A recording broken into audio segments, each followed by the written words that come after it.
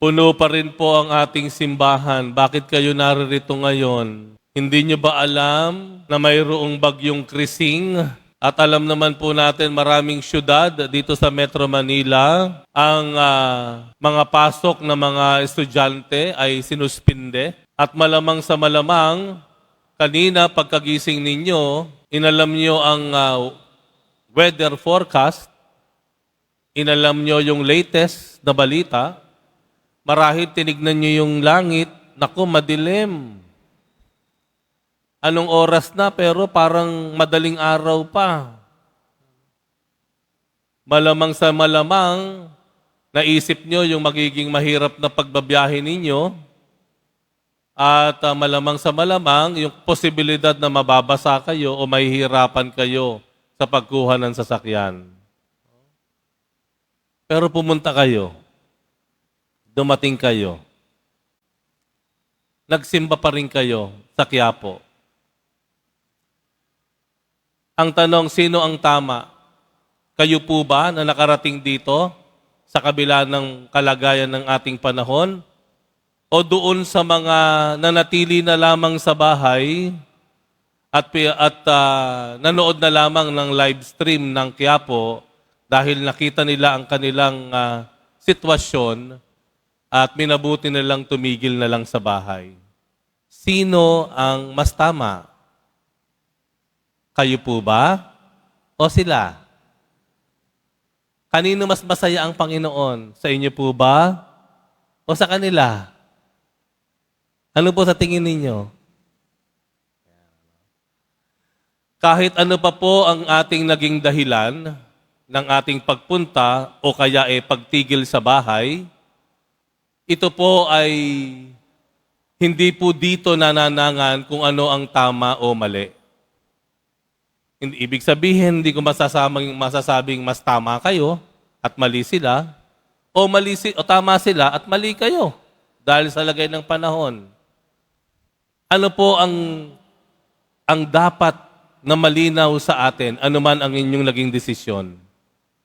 Ang naging malinaw po dapat sa atin ay yung ano ang kalooban ng Diyos. Ano ang kalooban ng Diyos? Aba, ako'y kagagaling ko lang ng sakit, kalalabas ko lang ng ospital. Ako ba'y susugod dun sa kalsada para magpunta ng Quiapo? So, hindi mo masasabing yung pagtigil niya ay mali at masama. Wala pong makakapagsabi kung sino ang mas kalugod-lugod sa Diyos. Dahil may kanya-kanya po tayong sitwasyon. Iba-iba ang ating sitwasyon. Unique ang sitwasyon ng bawat isa. Pero dapat, kahit magkakaiba-iba ng sitwasyon, isa yung ating laging tanong. Lord, ano po ang kalooban mo? Sa Ebanghelyo, natunghayan po natin, isang malaking usapin. Usapin tungkol sa pagtatrabaho sa araw ng pamamahinga. No? Sa Ebanghelyo, dumating ang mga alagad ni Jesus naglalakad, kasama ang kanyang mga alagad, dumaan sila sa triguhan, sa palayan, ika nga. Nagutom na talaga yung mga alagad ng Panginoon. Anong ginawa nila? Araw ng pamamahinga, kumuha sila ng butil dun sa mga halaman na dinaanan nila, trigo. Kumain sila. Nakita ng mga Pariseo, mali yan. Araw ng pamamahinga, kayo pumipitas. Kayo kumukuha dyan sa mga halaman na iyan. Mali iyan. Dahil alam naman natin, ang napaka-striktong batas para sa araw ng pamamahinga. Nung panahon na iyon sa mga Hudyo, bawal talagang magtrabaho. Bawal gumalaw. Dapat hindi ka kikilos o hindi ka maghahanap buhay. Pero ginawa ng Panginoon, hinayaan ng Panginoon na kumain yung kanyang mga nagugutom na mga alagad. Kahit araw ng pamamahinga, pumitas dun sa trigo. Ano ang dahilan ng Panginoon? Ano ang alam niya na kalooban ng Ama? Na dun sa bandang huli. Habag ang ibig ko, hindi hain. I desire mercy, not sacrifice. Ibig sabihin po, ang habag o mercy ay yaan ang batas ng Panginoong Hesus. Ang batas ng habag, batas ng pagmamahal. Yaan. Higit sa kung anumang nakasanayan. Higit sa anumang naging panata. Anuman ang naging batas ng panahon na iyon sa araw ng pamamahinga, ang mahalaga para sa Panginoon, ipinapakita niya, ay yung kung ano ang mas makabubuti, ano ang mayroong habag at pagmamahal.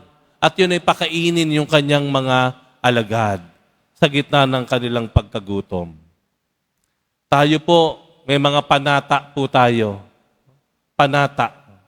Walang makasasagabal sa pagsisimba ko. Kaya kapag may humarang sa iyo, minsan yung tao galit. Ano ka ba, magsisimba na ako? Minura mo pa. Magsisimba ako eh. Ayan, di ba?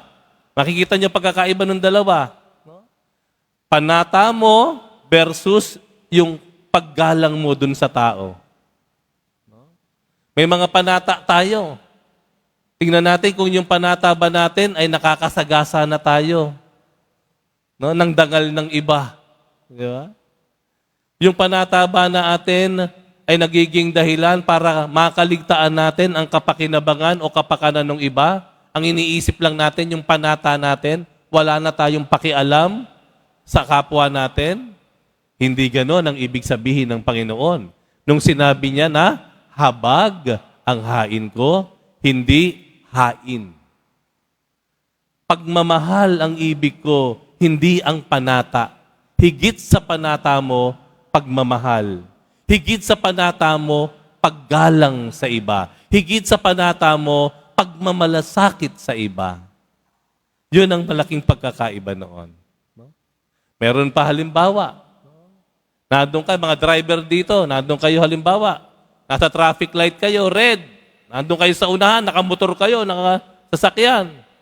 May mga tumatawid, red, nakatigil ka. Biglang nag-green. Nung nag-green, may mga tumatawid pa.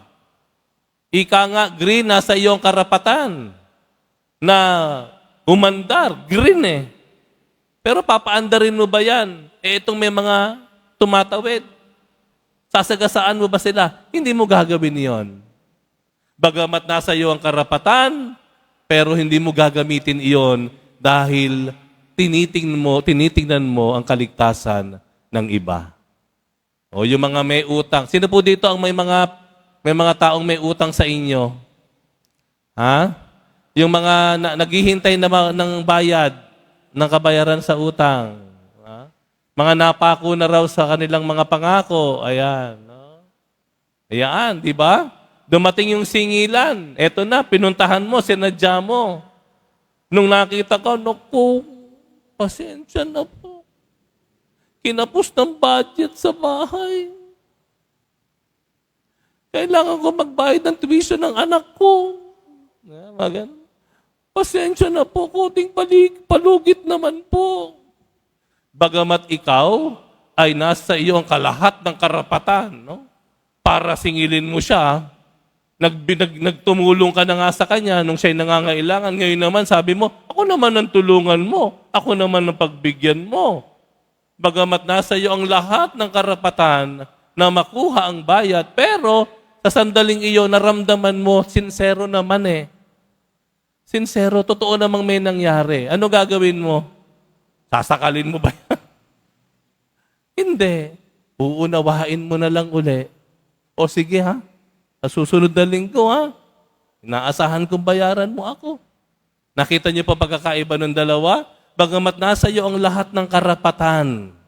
At mukhang ikaw naman ay tama. Pero ano sabi ng Panginoon? Habag ang ibig ko, hindi hain. Malasakit pang unawa ang nais ko bago pa yung karapatan mo. Malaking pagkakaiba. Alam niyo kung totoo lamang, Kung ang Panginoon magiging kukunin lang niya talaga ang karapatan niya, alam naman natin marami na tayong pangako sa Panginoon. Tama? Marami na rin tayong napakong pangako sa Panginoon. Di ba? Marami na tayong nabalam na pangako sa Panginoon. Pero ang Panginoon nananatiling naghihintay, nagpapasensya, nagpapatawad, umuunawa, nagmamahal. Habag ang ibig ko, hindi hain. Ito ba ay naging pamantayan natin sa buhay? Ito ba ay ginawa nating rule of life? Na sa higit sa iyong karapatan, higit sa iyong panata, tradisyon, higit sa kung ano man ang karapat-dapat sa iyo, inuuna mo ang batas ng Panginoong Jesus. Ang batas ng pagmamahal, pangunawa, kabutihan.